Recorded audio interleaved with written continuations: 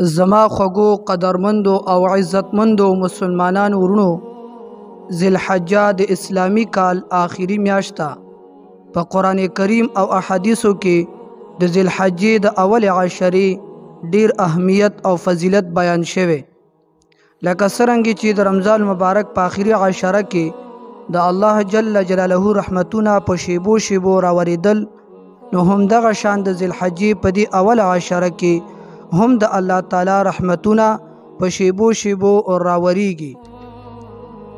د ذوالحجې اول عشرې اهمیت تاسو د دین هم معلومولی شئ چې الله تعالی په دې باندې قسم کړي، والفجر ولیال عشر، قسم دی په سحر او په 10 شپو باندې.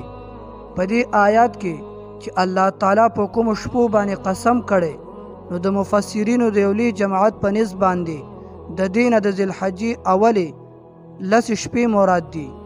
اگر چې الله تعالی ته د خبرې مضبوطوالي دپاره د قسم کولو ضرورت نشته، خو بیا هم چې الله رب العزت په کوم څیز باندې قسم خوړلی، نو دا د هغه څیز په عظمت او شرافت باندې دلالت کوي. نو معلومه شوه چې د الله جل جلاله په نسبت باندې د ذوالحجې اول عشرې ډیر لوی مقام دی. وجه دا ده چې په دې ورځو کې د مسلمانانو هر نیک عمل الله جل جلاله ته ډیر زیات محبوب دی.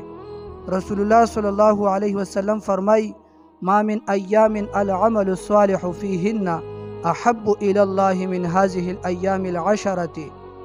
الله جل جلاله ته د ذوالحجې په اولو 10 ورځو کې نیک عمل د نورو ورځو په نسبت ډیر زیات محبوب